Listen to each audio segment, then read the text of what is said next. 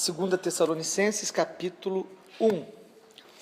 Paulo, Silvano e Timóteo, à igreja dos Tessalonicenses. Em Deus, nosso Pai, e no Senhor Jesus Cristo, graça e paz a vós outros, da parte de Deus Pai e do Senhor Jesus Cristo. Irmãos, cumpre-nos dar sempre graças a Deus no tocante a vós outros, como é justo, pois a vossa fé cresce sobremaneira, e o vosso mútuo amor de uns para com os outros vai aumentando, a tal ponto que nós mesmos nos gloriamos de vós nas igrejas de Deus, à vista da vossa constância e fé, em todas as vossas perseguições e nas tribulações que suportais, sinal evidente do reto juízo de Deus, para que sejais considerados dignos do reino de Deus, pelo qual, com efeito, estáis sofrendo. Se de fato é justo para com Deus que Ele dê em paga tribulação aos que vos atribulam, e a vós outros que sois atribulados, alívio juntamente conosco, quando? Quando do céu se manifestar o Senhor Jesus com os anjos do seu poder, em chama de fogo, tomando vingança contra os que não conhecem a Deus e contra os que não obedecem ao Evangelho de nosso Senhor Jesus. Estes sofrerão penalidade de eterna destruição, banidos da face do Senhor e da glória do seu poder, quando vier para ser glorificado nos seus santos e ser admirado em todos os que creram naquele dia, porquanto foi crido entre vós o nosso testemunho. Por isso também não cessamos de orar por vós, para que o nosso Deus vos torne dignos da sua vocação e cumpra com poder todo o propósito de bondade e obra de fé, a fim de que o nome do nosso Senhor Jesus seja glorificado em vós, e vós nele, segundo a graça do nosso Deus e do Senhor Jesus Cristo. Amém. Glória a Deus. Como temos visto desde a leitura de 1 Tessalonicenses, o apóstolo Paulo tinha um carinho muito especial por essa igreja que Deus deu a graça a ele de abrir na sua segunda viagem missionária, na cidade de Tessalônica.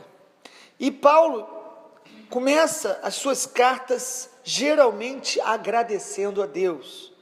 Ele libera essa palavra de bênção, a graça e a paz seja sobre vós, mas ele no versículo 3, ele diz: cumpre dar sempre graças a Deus por vocês. Gratidão no coração, falamos ontem.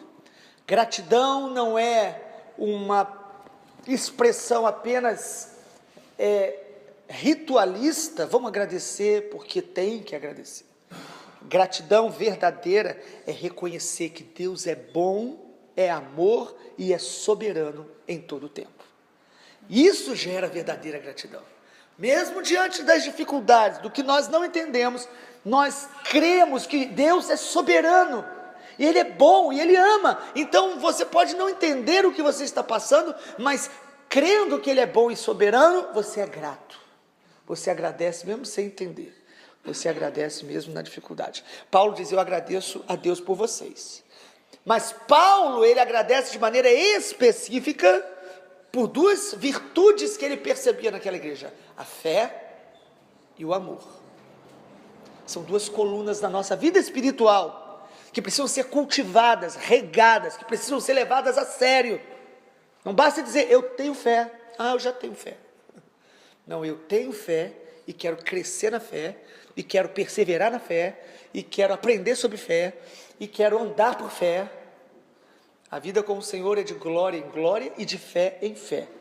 Tem momentos que nós percebemos a glória de Deus, aleluia, e a gente é tocado pela glória de Deus, e tem momentos que nós andamos pela fé, a fé que é a certeza de que aquilo que nós aguardamos nos espera. Hebreus 11, na versão de uma nova Bíblia que a gente tem lido. E ele diz: olha, a vossa fé cresce sobremaneira, versículo 3.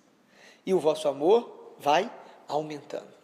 A verdadeira fé e o verdadeiro amor, eles não são estáticos, mas eles estão em movimento, eles estão vivos, eles estão crescendo entre nós, em nós. Precisamos crescer na fé e neste amor prático, uns para com os outros, ir aumentando.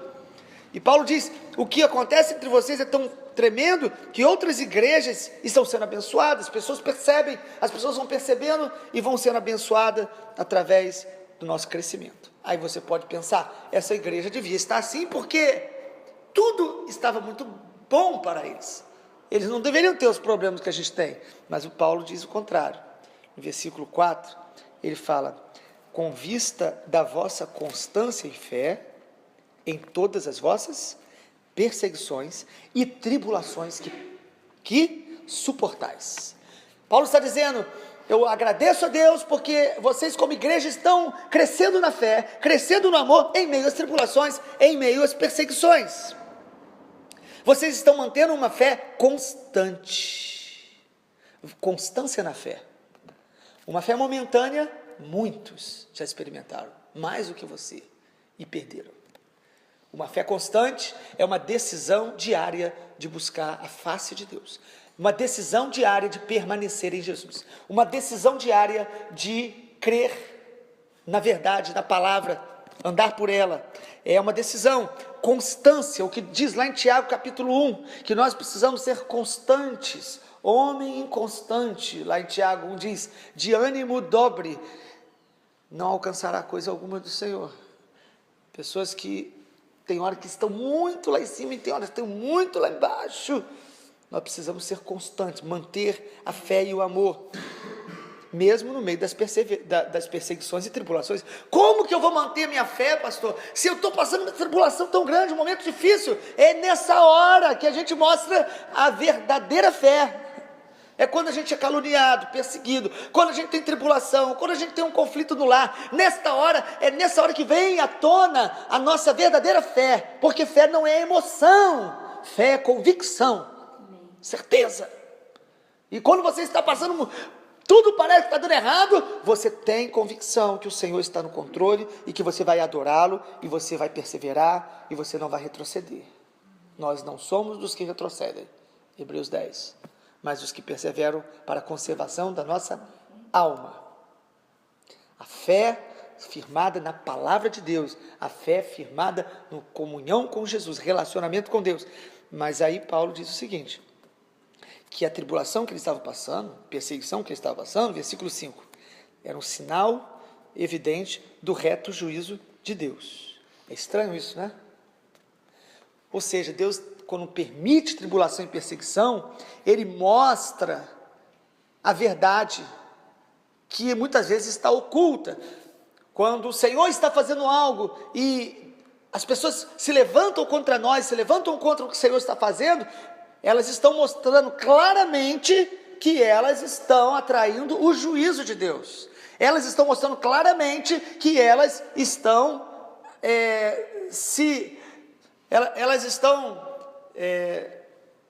diante do juízo de Deus vindouro, elas estão comprometidas, elas estão ameaçadas pelo juízo de Deus. Ou seja, o que Deus faz e pessoas perseguem, quem persegue a obra de Deus ou quem nos persegue por causa da obra de Deus, eles só estão mostrando a face oculta de trevas que está nele. Porque quem é do Senhor, ele vai ser perseguido. Mas a perseguição é uma permissão de Deus para aperfeiçoar a nossa fé e para mostrar o que é verdadeiro e o que é falso. Os que não querem o Senhor, os que só criticam, murmuram, os que às vezes ficam atrás de erros na gente para poder falar, ué, mas você não é do Senhor, como que você faz isso? É um sinal do reto juízo de Deus. Paulo diz que a perseguição e a tribulação é para que a gente seja considerado digno do reino de Deus, pelo qual com efeito estáis sofrendo. Vocês viram isso aí no versículo 5? A fé digna é a fé que foi provada. A provação torna a tua fé mais digna. a tribulação torna a nossa fé mais digna, mais honrosa. Está atribulado, perseguido, caluniado, criticado e continua amando a Jesus e inclusive orando pelos que perseguem. Essa é a verdadeira fé. Ela vai se tornando mais pura, purificada pelo fogo. E tribulações não só externas, mas como as internas. As nossas questões, os nossos conflitos de alma, mesmo diante de tantos conflitos, amados, nós devemos perseverar na fé, perseverar no Senhor, olhando para Jesus. Até quando nós vamos precisar ouvir? Olhe para Jesus e pare de justificar as suas fraquezas com as tribulações externas ou com as suas questões internas. Paulo diz, vocês estão passando por tudo isso para que sejais considerado digno do reino de Deus, pelo qual com efeito estáis sofrendo. E aí Paulo diz, porque de fato, versículo 6, é justo para com Deus que ele pague tribulação aos que vos atribulam. Aí Paulo já está falando do dia do juízo. No dia do juízo, aqueles que atribulam o povo de Deus sofrerão o juízo de Deus. E aqueles que são atribulados, no versículo de número 7, vós que sois atribulados, terão alívio juntamente conosco, quando do céu se manifestar o Senhor Jesus, com os anjos e o seu poder.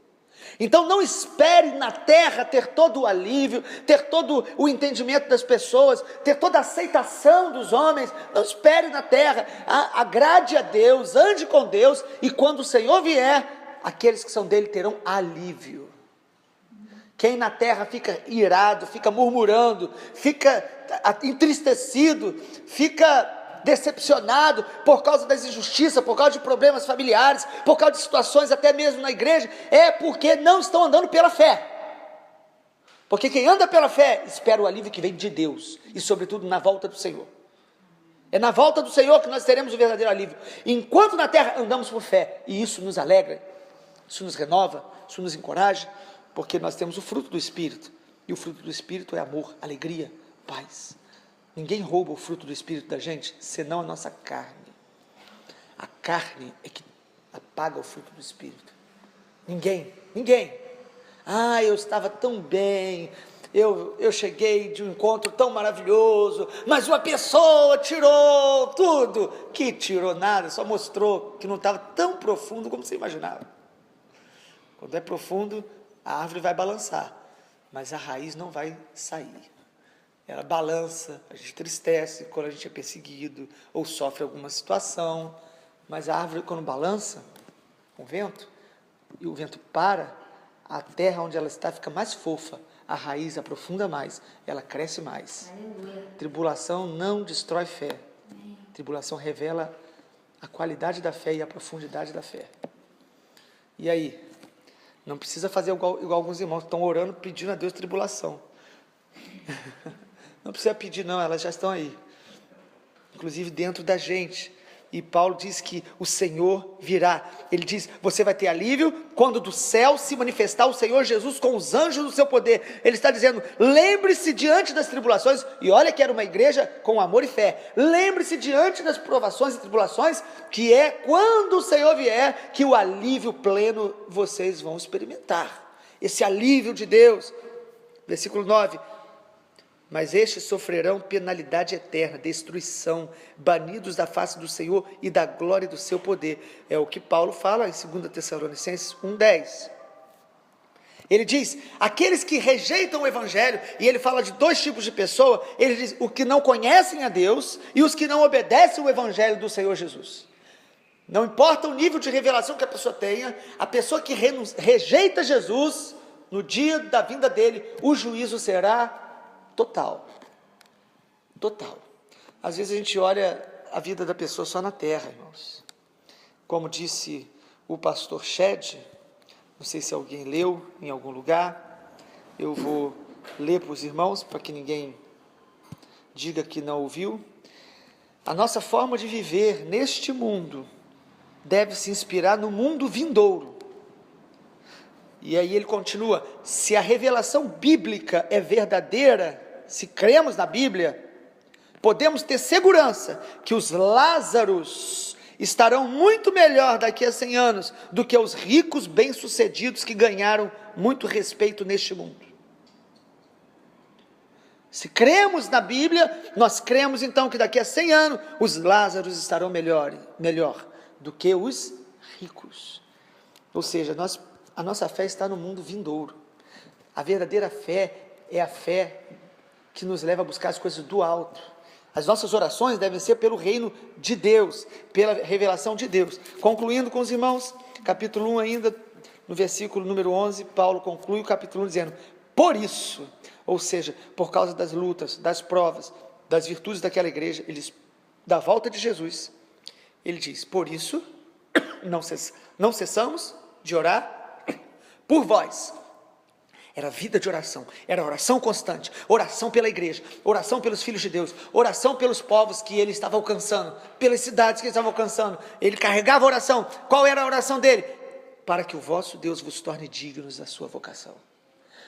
Ou seja, para que vocês perseverem na fé, resistam, cresçam no amor, para que vocês sejam dignos da sua vocação e cumpra com poder todo o propósito de bondade e obra de fé. Paulo então não ora especificamente por coisas da terra, apenas para Deus aliviar os problemas. Tem pessoas orando para Deus acabar com as guerras, orando para Deus terminar com os problemas dele. Irmão, você precisa entender que isso aí você está pedindo para ir para o céu. Se é isso que você quer. Paulo diz que ele orava para que eles cumprissem o propósito e fossem dignos da vocação, mantivessem a fé. E ele conclui dizendo: para quê? Qual o propósito final de todas essas coisas? A fim de que o nome de nosso Senhor Jesus seja glorificado. Porque o propósito, a finalidade de todas as coisas é a glória de Deus, é a glória para Deus, é que o Senhor Jesus receba toda a glória, toda a honra e todo o louvor, segundo a graça do nosso Deus em Cristo Jesus. Que o Senhor Jesus nos abençoe nessa manhã.